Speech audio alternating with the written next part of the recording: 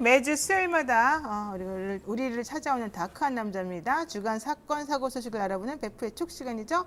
배상훈 프로파일러 나오셨습니다. 어서 오세요. 안녕하세요. 네. 오늘 아주 그냥 멋진 빨간색 옷을 입으셨어요. 너무 잘 어울리네요. 여기 토마토잖아요. 빨간 토마토. 갑자기 토마토라는 게 오늘 생각났나요? 그렇게 많이 출연해는 거? 아니 근데 너무 잘 어울리고요. 좀 더 뭔가 밝아 보이고 좋습니다. 감사합니다. 네. 앞으로 종종 자주 입기를 바라고요. 자, 오늘 정말 이 엽기적인 사건에 대해서 한번 좀 여쭤봐야 되겠어요. 우리가 지난번에 했던 주제가 사실은 또 재밌어가지고 사람들이 많이 관심을 가지고 베프의 촉 많이 조회수가 높았었지 않습니까? 그래서 이제 그것도 앞으로 대선이니까 계속해서 이제 할 예정이긴 한데 며칠 전에 보도된 이 사건이 너무 엽기적이어서 이 얘기를 안 하고 넘어갈 수가 없습니다. 2021년 마지막 날에 벌어진 사건인데 전 이해가 정말 끔찍하더라고요. 그래서 저는 혹시라도 이제 있었던 변태적 성행위 중에 일어난 사건인가라고 속으로 혼자 생각했었어요. 이른바 70cm 막대 장기 손상 살인인데 이게 무슨 사건인지 좀 설명을 먼저 좀 한번 들어보고 시작하겠습니다. 예, 장소는 서울 서대문 관할에 있는 스포츠센터 안에서 벌어진 사건이고요. 스포츠센터. 예, 네. 시간은 31일 날 오전 2시죠. 새벽부터 발견된 건 9시지만은 실제로 그 상황이 벌어진 건 아마 그 30일 날, 그 전날부터 벌어진 것 같습니다. 그리고 아마 살해를 당한 건 2시 그 전후라고 보여집니다. 새벽 2시 전후. 새벽 2시 전후. 그리고 실제로 신고돼서 체포된 거는 9시 이후고요. 그러니까 좀 시간이 길죠. 그러네요. 왜 그러냐면 이것은 실제로 이 가해자, 범인이 본인의 신고를 일종의 허위 신고, 스테이징을 하고 경찰을 속이고 경찰이 속아 넘어가고 그 다음에 9시에 시신으로 발견된 거를 또 속이고 이런 몇 가지 과정이 발생했기 때문에 실제로 이 상황은 지금 알려진 것보다는 좀 더 심각한 상황이다라고 보입니다. 가해자는 하나고 피해자도 하나입니다. 그리고 가해자는 그 스포츠센터의 대표고 피해자는 20대의 거기서 일하는 태권도 사범이십니다. 예. 그러니까 이게 되게 황당한 게 사실 요즘 이제 코로나 때문에 스포츠센터들이 다 어렵지 않습니까? 그래서 이 관장이겠죠, 이 가해자가. 예, 그렇죠. 그렇게 표현드리죠. 그리고 이 스포츠센터에서 이 숨진 이 피해자는 이제 사범이었겠죠. 강사 이렇게 강사, 표현하면 되겠죠. 예. 예.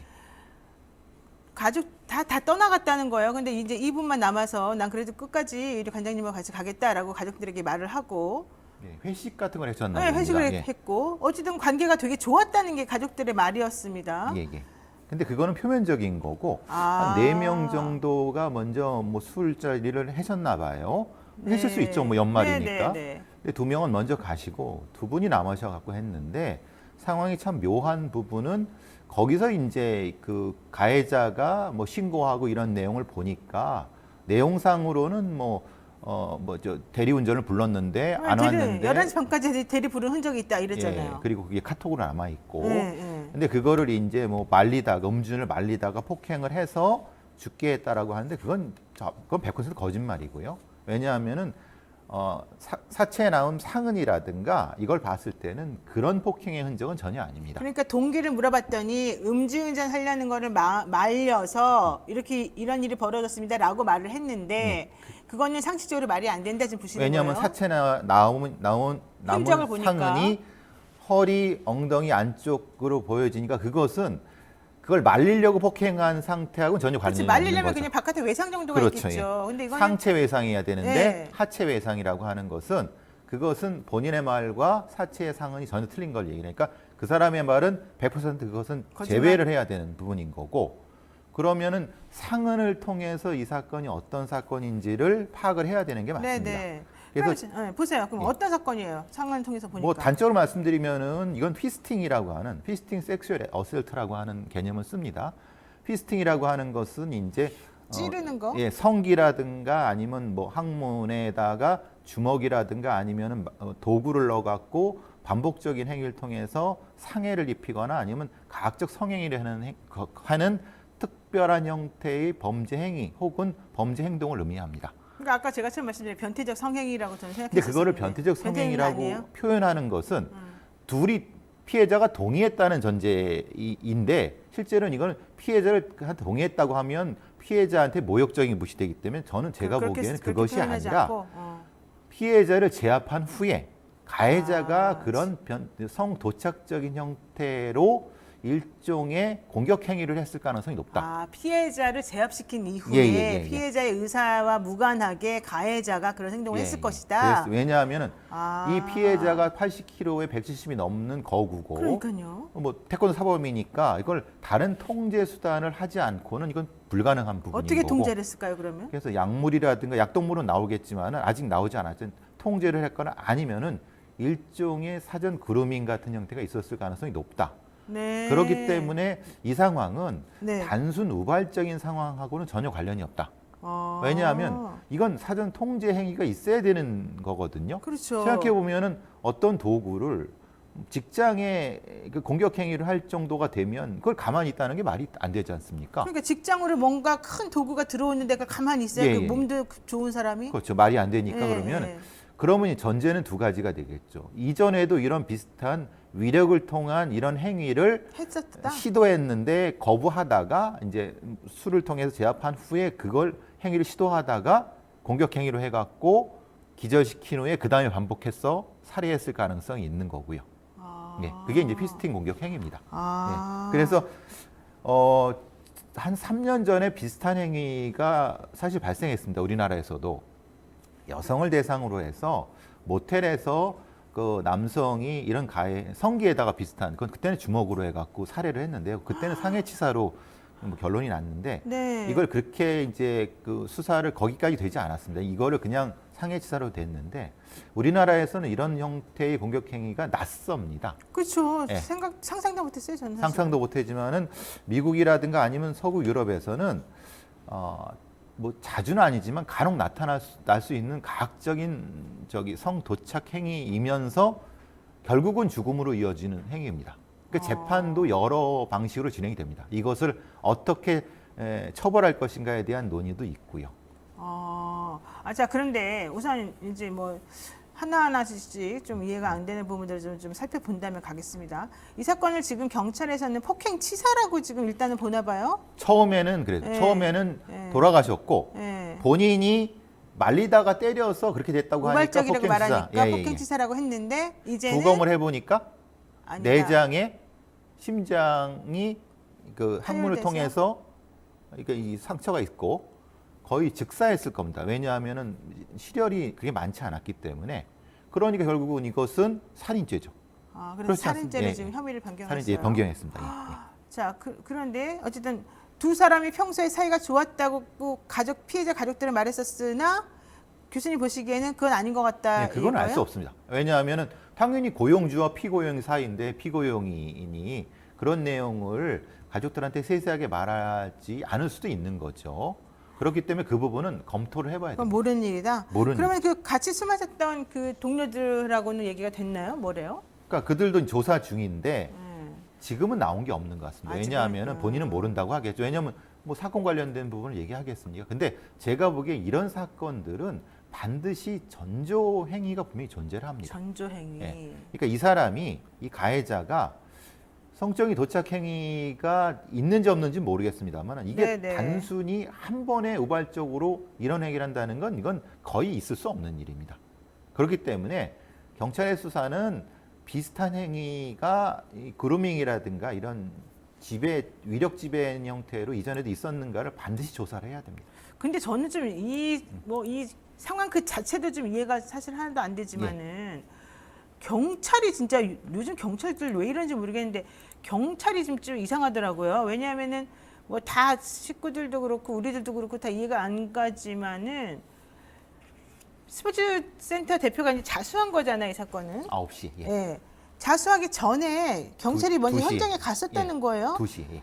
어떻게 간 거예요, 일단 거기도? 그러니까 이 처음에는 2시에 신고를 이 가해자가 4번을 하게 됩니다. 가해자가 먼저 신고를 예, 했어요. 먼저를 했는데 그때는 이제 뭐라고 신고해요? 뭐 자기 누나가 어떤 사람한테 폭행을 해갖고 와달라고 하는 일종의 횡설수설하는 걸로 신고를 해갖고 가정폭력인 줄 알고 출동을 했다고 합니다. 가정폭력인 줄 근데 알고. 가보니까 가보니까. 이제 남자가 있고 남자가 누워있고. 있고 남자는 이제 저기 자는 듯이 있고 그래서 혹시 가정폭력 의심되니까 주변을 약간 수색을 하고 그 사람 가해자한테 일종의 몇 마디를 물어봤는데 네. 그 상황에서 이 가해자가 횡설수설해갖고 뭐 이렇게 얘기를 해서 그냥 그대로 간 거죠. 왜냐하면 그때는 거기서 실수를 한 거죠. 실수라기보다는 더 큰 잘못을 한 거죠, 경찰이. 왜냐하면 누워서 자고 있다고 판단했지만은 실제로는 폭력 상황으로 신고됐으면은 네. 반드시 가해자로 의심되는 사람과 분리시키고 분리한 후에 확인을 했어야 되는 거죠. 피해자의 말을 들어봐야 되잖아요. 그렇죠. 근데 이 가해자의 말로 가해자가 저 사람은 관련 없어요. 저 사람은 자는 거예요. 저 사람 놔두세요. 라고 한다고 그 말을 그대로 따랐다는 건 이거 반드시 책임을 물어야 되는 겁니다. 아니 그리고 술을 마시고 난 다음에 그랬으니까 술 냄새도 조금 났었을 거 아니에요? 그렇죠. 예. 그리고 하의도 벗겨져 있었다고 그러지 않았어요? 그렇죠. 예. 티만 있고. 그런데 그거를 그대로 놔두고 그냥 갔다고요? 그러니까 이제 뭐 깨우면서 심장이 뛰는지만 확인하고 그랬더니까 그건 잘못한 거죠. 반드시. 보통 매뉴얼이 어떻게 됩니까? 보통은 이제 이런 폭력 상황에서는 가해자 피해자를 분리해 갖고 반드시 이 질문을 통해서 이 상황이 폭력 상황인지 확인을 하게 돼 있습니다. 근데 그거를 이 사람들은 간과를 한 거죠. 아니 그리고 이해가 안 가는 게 폭력 사건으로 신고가 됐는데 하의가 벗겨진 채 남자가 누워 있다. 그러면은 경찰이 딱 봤을 때 경위나 이런 걸 설명을 들어야 되는 거 아닙니까? 그렇죠. 그러면은 가해자인지 누군지 어쨌든 그 안에 있는 그 사람이 뭔가 설명을 해줘야 되잖아요. 그렇죠. 그러면 납득할 만한 설명을 못 하겠죠. 그 상황이라면. 그렇죠. 그러면은 뭐라고 어쨌든 보고서는 써야 되니까 그 내용을 읽어봐야 되잖아요. 우리가. 그렇죠. 보게 되면은 사실은 상식적이지가 않을 텐데 그렇죠. 그걸 그냥 놔두고 넘어간다는 게 말이 안 되는 거 아니에요? 그렇죠. 그러니까 이것은 반드시 감찰을 통해서 확인을 해야 되는 거죠. 즉 어떻게 그 관련자, 그러니까 그 가해자한테 그때는 가해자인 건 모르지만 어쨌든 확인을 했느냐. 근데 그 사람이 지금 저 사람이 관련 없다는 것을 어떻게 이해했느냐. 반드시 분리를 해서 이 쓰러진 아니면 뭐 자든 어쨌든 쓰러지는 그런 사람을 확인을 어떻게 했느냐. 이 부분을 확인을 해야죠. 그리고 중요한 거는 그 사람이 살아 있었다는 거였잖아요. 그 시간에. 그렇죠. 뭐 이렇게 뭐 했다니까. 근데 만약에 그 타임에 살아 있었다면 경찰이 일단 제대로 옷을 입히고 병원이라도 데려갔거나 이랬으면 살 수 있었다는 거 아닙니까? 그렇죠. 그 생사를 확인하는 그 지점에서 바로 몇 분 전에 그 행위가 있었다는 것이 CCTV 다 찍혔다고 합니다.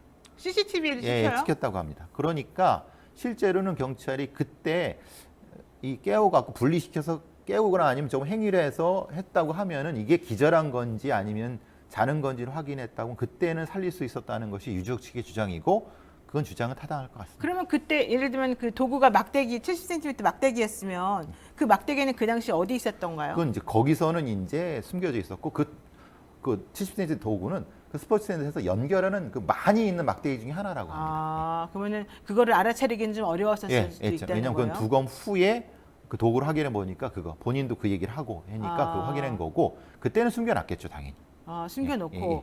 그러면 왜 이렇게 옷을 다 벗고 있어요? 그러면 이 사람 몰라요. 자기가 알아서 그냥 벗고 저러고 뭐 누워 있어요. 술 취해서 뭐 이런 이렇게 한 식으로. 거를 그걸 고지고대로 받아들였다는 게 잘못된 거죠. 아, 우리나라 경찰들은 참 남의 말도 잘 듣네요. 사람들 말을. 그러니까 이거는 이게 보통 가정폭력 현장 이런 데에서 남의 말 듣지 말라고 하지 않아요? 반드시 지금 의심되는 사람을 분리해서 확인을 하라고 하죠. 근데 그냥 의례적으로 가장 편한 방식을 택하죠. 이건 분명히 잘못된 겁니다. 자, 좋습니다. 뭐 다 그렇다고 치고 자, 경찰 정말 황당무계한 경찰입니다. 경찰들은 진짜 반성하시길 바라는데 가해자 좀 물어볼게요. 이 가해자는 어쨌든 잔혹하게 상식적이지 않은 방법으로 피해자를 공격하고 피해자를 죽인 거예요. 그렇죠. 살해한 거죠. 그러면서 어쨌든 자기도 놀라니까 이제 경찰 어쩔 줄 몰라서 경찰을 부른 거겠죠, 본인은. 당시에.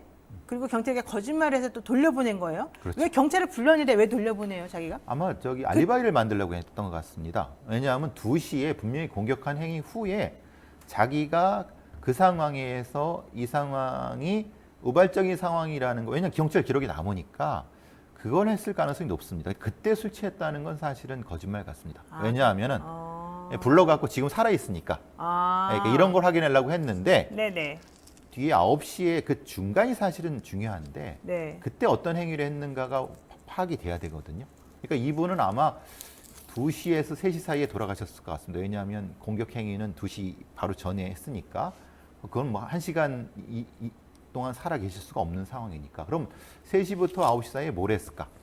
그럼 그게 이 사람의 행위의 답이 되겠죠. 그러니까는 자기가 공격 행위를 하고 곧바로 경찰을 부르고 그러면 경찰이 와서 살아있는 거를 확인을 확인시키고 그때까지 살아있다는 걸 자기가 이제 경찰에게 알리면서 나는 이 사람을 죽이지 않았고 이타임까지 그때 경찰까지 불렀다는 거를 누군가 폭행해서 도망갔다는 걸 경찰에 진술했으니까 누군가가 또 있다는 걸 얘기를 한 거죠. 그러니까 자기는 범인이 아니라는 예, 거를 예. 경찰에게 알리고 싶었기 때문에 그런 그렇죠. 행동을 예. 했을 것이다. 그럴 되게 가능성이- 치밀하네요. 그러면 이거는 아마 이건 고의성이 높고 그 상황에서는 분명히 이거는 굉장히 큰 형태로 이 생각을 한 것 같습니다. 그럼 아직까지는 이 사람이 왜 그랬는지는 밝혀지지 않은 거예요? 밝혀지진 않았는데 예. 경위는 나왔죠. 왜냐하면 어떻게 공격해서 어떻게 죽인 것까지 나왔는데 예. 동기가 안 나온 거고 2시부터 9시 사이에 이 사람의 행적이 안 나온 거죠. 돌아가신 분은 쓰러져 계셨던 거고 네. 돌아가신 분을 상대로 무슨 행위를 더 했는지 음. 아니면 이 사람이 거기서 그냥 쓰러져 있었던 건지 이걸 수사를 해야지 이 사람의 동기가 나오겠죠. 이 사람 뭐 묵비권 행사하는 것도 아닌데 왜 이렇게 아직까지 그런 얘기 하나도 안 나와요? 계속 그냥 자기는 술 먹고 모른다 그냥 그냥 우발적으로 때렸다 이것만 반복하고 있는 것 같습니다. 근데 아까 좀 전에 교수님께서 이게 이번이 처음이 아니었을 것이다. 예전에도 그랬을 가능성이 높다. 그러면 혹시라도 성적인 어떤 의도를 가지고 예전에도 그런 행동을 했었을까요? 예, 이분하고? 위력에 의한 성적 공격이 분명히 있었을 수 있습니다. 왜냐하면은 우리 노비용께서는 잘 모르시겠지만 군대 내에서 동성을 대상으로 하는 이런 행위는 사실은 조금씩 알려진 바가 있습니다. 이런 비슷한 행위들이 아, 그래요? 군대 내에서. 그러니까 사실 뭐 저희 같은 사람들은 알고 있지만은 이게 보고되거나 카운트 등이 없기 때문에 그러면 사실 이 사람의 이른바 이제 일종의 행위 전력들을 찾아봐야 됩니다. 이거는 알려지지는 않고 카운팅이지 않지만 저희 같은 사람들은 이런 행위가 있고 이런 행위가 공격 행위 있다는 걸 알고 있습니다. 이게 뭐 아주 대단히 첫 번째 역사적인 건 아닙니다. 과거에도 이런 일들은 있었고. 근데 70cm면 이 정도예요. 아기들 태어났을 때 한 50cm 돼요. 그렇죠. 예. 이렇게 긴 거를? 예. 그러니까 그거는 이걸 한 번에 훅 찔러 넣었다는 건 말이 안 되죠. 근데 몸에다가 왜 이런 걸 집어넣어요? 그러니까 그게 이제 피스팅 행위입니다. 피스팅 행위는 독특한 매우 성도착 행위입니다. 그 자체로 성적 통제를 감을 느끼려고 하는 행위입니다. 통제감을 예, 느끼려고. 예, 예. 알겠습니다. 전 사실 뭐 더 이 얘기 하고 싶지 않지만 어쨌든 동기는 도대체 뭐였는지 좀 궁금합니다. 이제 오늘 여기까지 해야 될 것 같습니다. 네, 배상훈 프로파일러와 함께 베프에치 오늘 정리해봤습니다. 여기까지 하겠습니다. 오늘 말씀 고맙습니다. 감사합니다.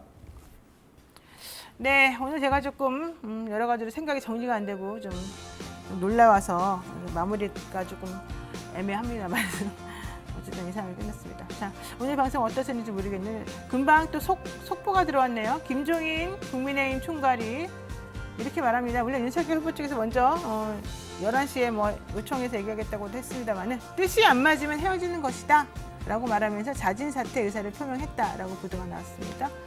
참고하시기 바라고요. 구독자 애칭 이벤트 결과 가르시아님, 시원한 커피 한 잔님, 원더우머님, 이보람님, 조송자님, 찰스 디킨스님 금요일 오전 9시까지 당첨자 정보 보내주십시오. 그렇지 않으면 저희가 선물 못 보내드립니다. 5만 원 주의권입니다. 저희한테 전화 주셔서 손수빈 PD 찾으십시오. 권상준 PD 찾으십시오. 자, 오늘 방송 여기까지 하겠습니다. 구독, 좋아요 눌러주시고요. 저는 내일 아침 7시 30분에 이슈 3학으로 다시 찾아뵙겠습니다. 여러분 고맙습니다.